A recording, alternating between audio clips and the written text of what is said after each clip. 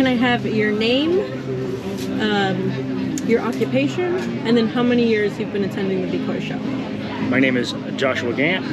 My occupation is Park Naturalist for Ocean County Department of Parks and Recreation, and I have been attending the show for about the last 10 years.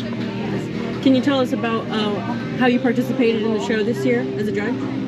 Oh, sure. So I judge a few contests, but the main one today was the fishing contest. So it's basically ice fishing. That is not something that's commonly done here anymore because of the fact that we don't get as much ice as we used to.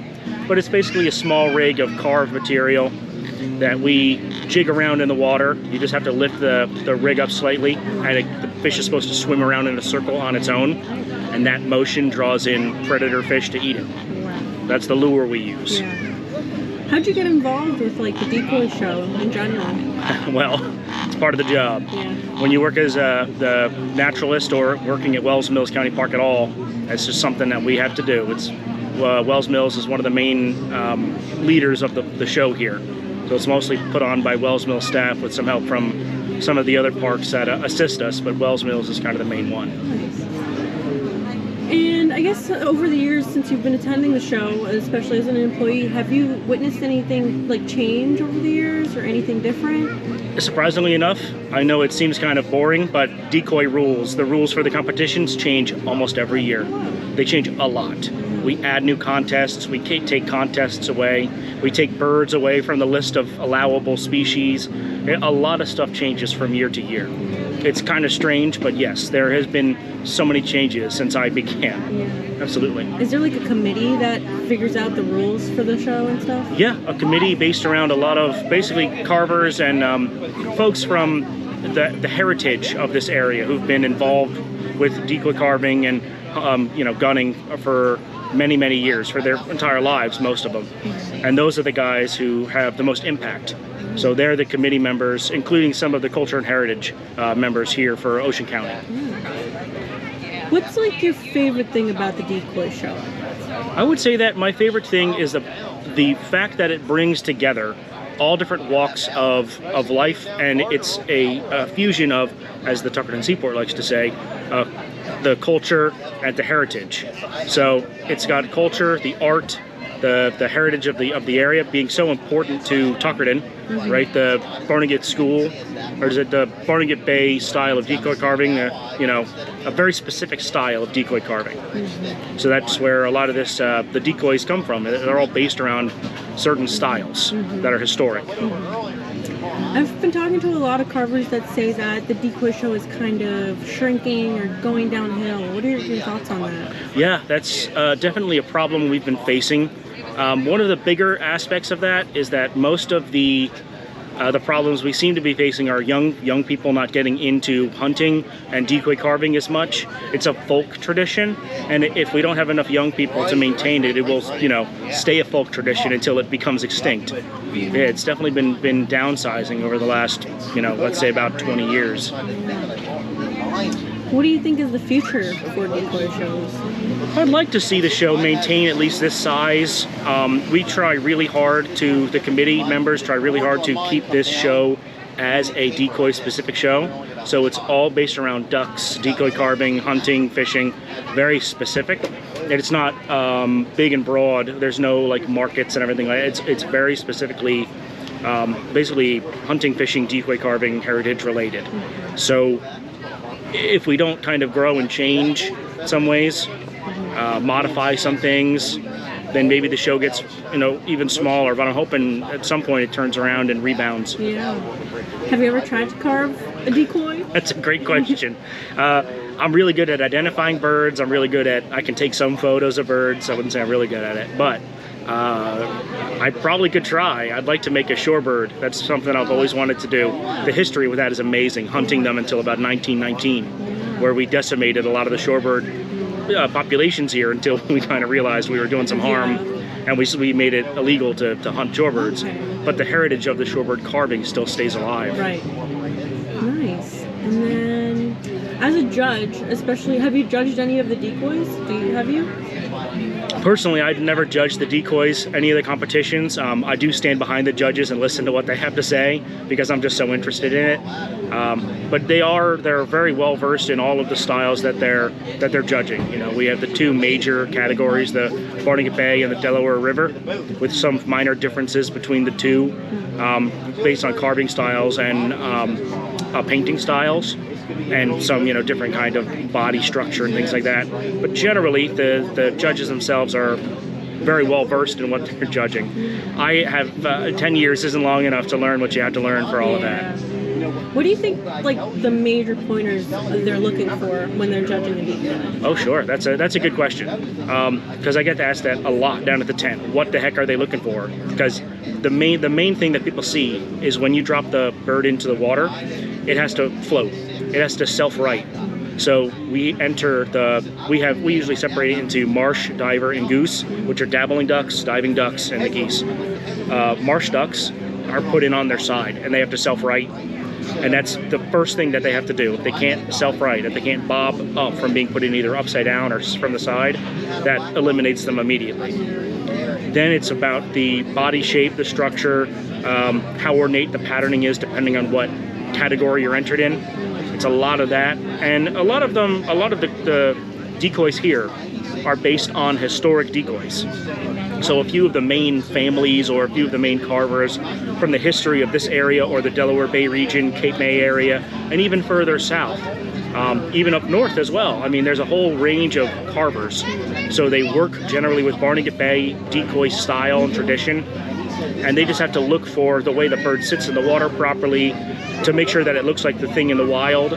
But a lot of the carvers weren't carving the bird they had in hand. They're carving the bird they saw, you know, let's say 20, 30, 40 yards out from their boat or from the shoreline. That's the bird they're carving, because that's what the birds are seeing from the sky. They're not seeing what a bird looks like in hand, they're seeing the shape and the outline. Right. You're not trying to mimic the duck exactly. You're trying to capture it in as easy a way to paint in the Barnegat style. Nice. And then I would also ask, maybe what are some important, or how do you feel about I want you to talk about your connections that you've made here at the Decoy Show. Oh, sure. So some of the connections that I've made here, there's a lot of artists. I mean, I would consider all of decoy carving and painting an art. So every decoy carver who comes in here, whether they've been doing it for 5 years or 50 years, you know, it's always interesting to hear what they have to say, to listen to their expertise, and to hear the young ones learn about what they should be doing and how the style is kind of changing or modifying, or how they should be carving it to make it look like the historical folks. I would say I've also just gotten to connect with quite a few other folks, the general public who comes in wandering off the street, not even knowing that this place exists. And they see firsthand, you know, I get to see firsthand their appreciation for an art style like decoy carving. And that to me is awesome. And then all of the other artists here, you know, the artistry is amazing. The quilters, the wood burning. You have classical decoys, you have historic decoys, and you have like the new agey kind of more modern decoys. So it runs the gambit from all the different styles of decoy carving. What do you think the decline of youth interested in carving or hunting or traditions like that? What do you think? Why do you think it's been decreasing over the years? I'd like to think that it just has a little bit to do with the fact that there's not as many kids getting outside as much as they used to. Maybe there's more inside kids. That's not to say that I myself wasn't an inside kid when I was young.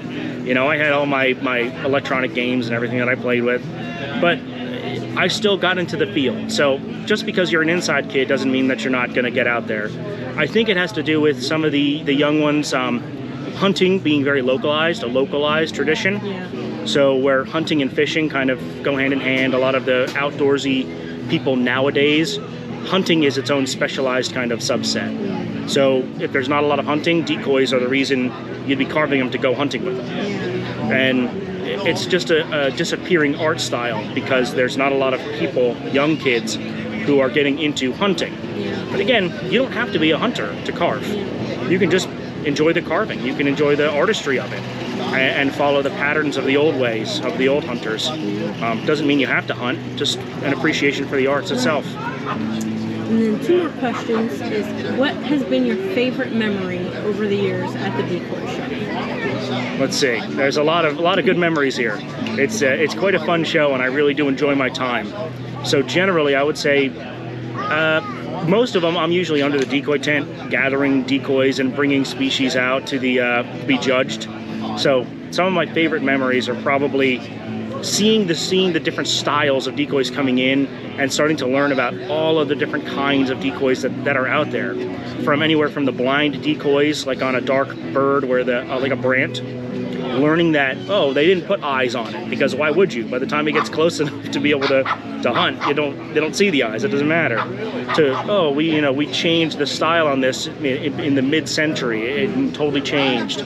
So I would say my happiest memories are just being down in the decoy tent and getting to interact with a lot of the carvers and a lot of the decoys themselves. What's your favorite species of duck? Oh, that's a rough one. Oh, top two. Yeah, I know. There's a lot of species. There's I want to say there's maybe 35 species of ducks and waterfowl overall that comes to New Jersey for the year. So there's a lot, from the divers and the dabblers. I'm a huge fan of American widgeon. I like them as a dabbling duck. Diving ducks, can't go wrong with a sea duck, like a scoter or an eider. And then harlequins are probably one of the main birds here in New Jersey, where they're out, you can't hunt them, but they're gorgeous to see. Yeah. They're an amazing duck, usually at Barnegat Lighthouse in the winter. Awesome. And then, what does the decoy show personally mean to you? I would say that the decoy show, to me, it's an embrace of historic tradition, meeting current modern people, and being able to understand from a current standpoint what the history of this area was like. Why is there so much decoy carving? Why is it here? And it goes back to the fact that that was the way we had to live. That was what people here had to do to live. You went out and got your food. You had to either hunt ducks, hunt deer in the woods. You didn't have any other options. There wasn't a ShopRite or a Wawa down the road. You had to get your food somehow. So it was the main way of life for everybody here. And people came from, miles and miles around, from states away, to come to the Tuckerton, area, to come to southern Barnegat Bay, to shoot ducks, to feed their families, and to bring home trophies and all kinds of interesting, just general day-to-day things. It was amazing. Have you ever, or would you purchase in the future a decoy? Oh. Have you been gifted a decoy? I've been gifted decoys. I've purchased decoys. Still have to carve something at some point, but yes, I have a few decoys. I like the historic styles, but I'm also a huge fan of one of our local carvers named Rich Pemberton, and I buy a lot of his decoys as well. Yes. Awesome. Alrighty, those are all my questions. That was really